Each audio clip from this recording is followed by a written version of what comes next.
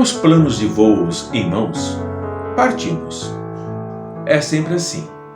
Partimos o tempo inteiro para encarnar. Partimos do nosso porto seguro, onde não existe medo ou insegurança. Vivemos com a alma aberta. Todos se conhecem, por inteiro. Não existem máscaras. Também estamos separados por vibrações engraçadas, pois, quando percebe isso, descobre o mundo.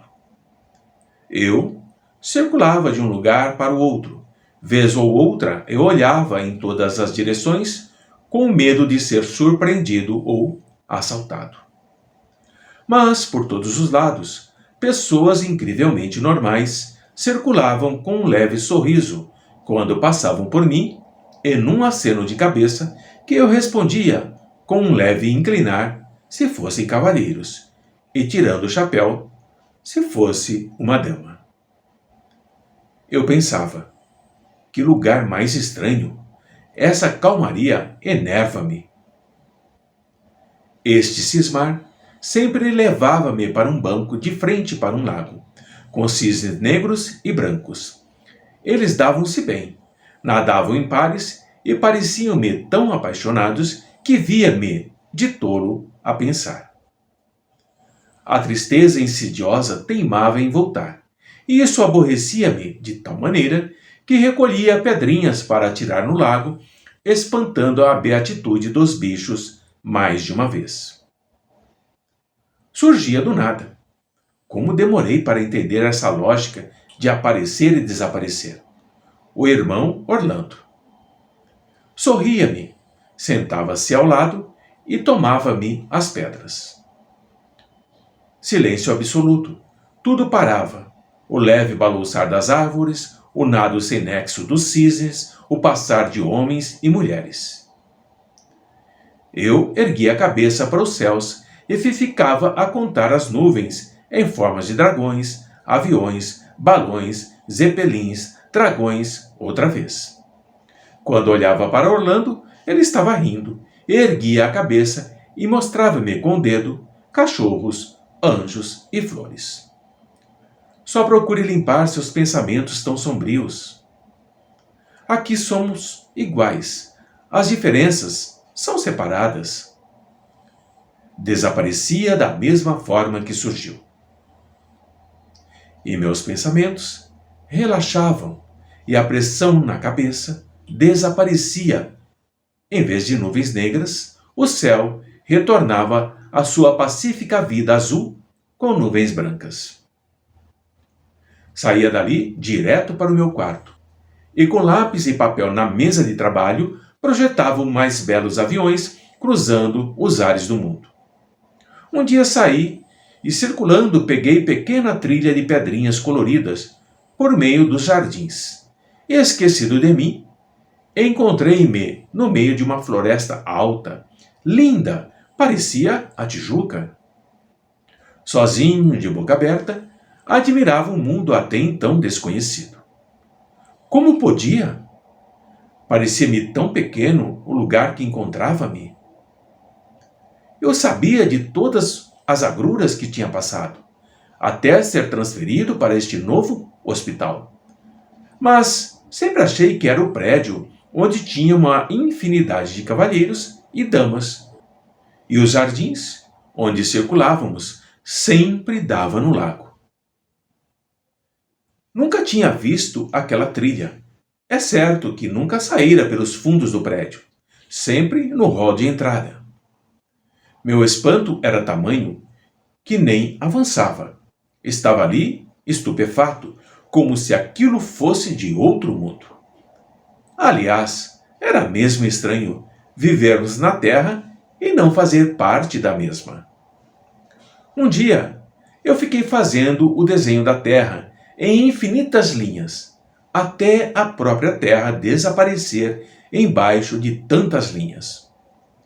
Olhando aquele monte de linhas, cruzadas e paralelas, e a Terra desaparecida, comecei a rir. Quando Orlando apareceu, eu mostrei o desenho e disse, rindo-me, inventei a invisibilidade da Terra.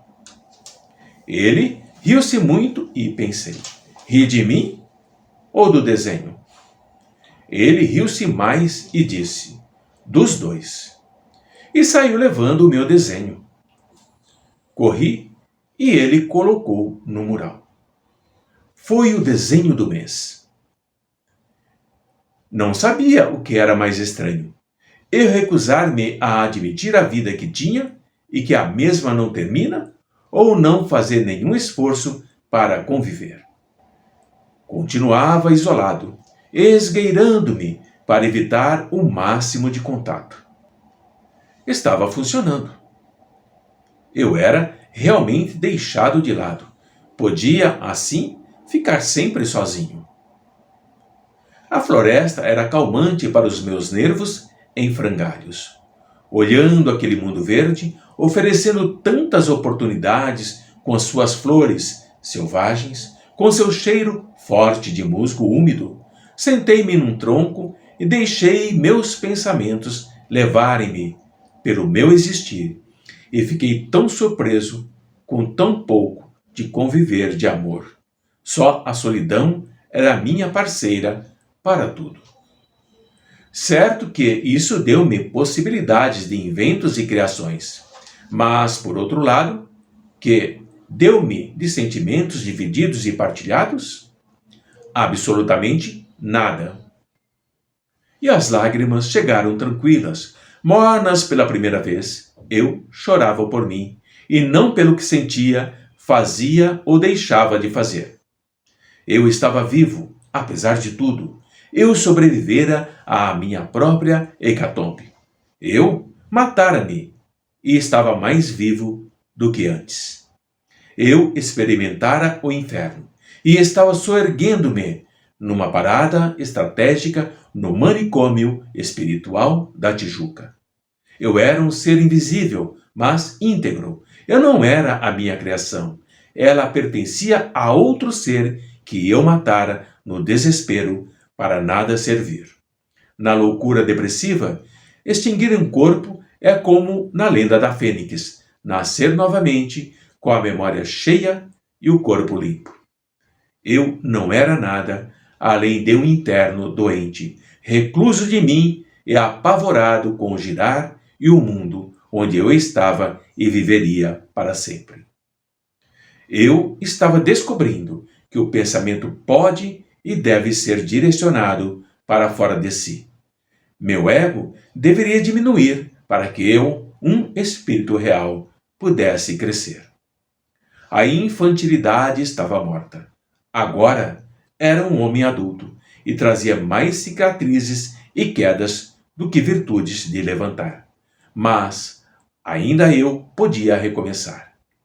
O trabalhador deixara a enxada enferrujar pelo tempo em desvario. Era hora de pôr-se de pé e recuperar o tempo perdido.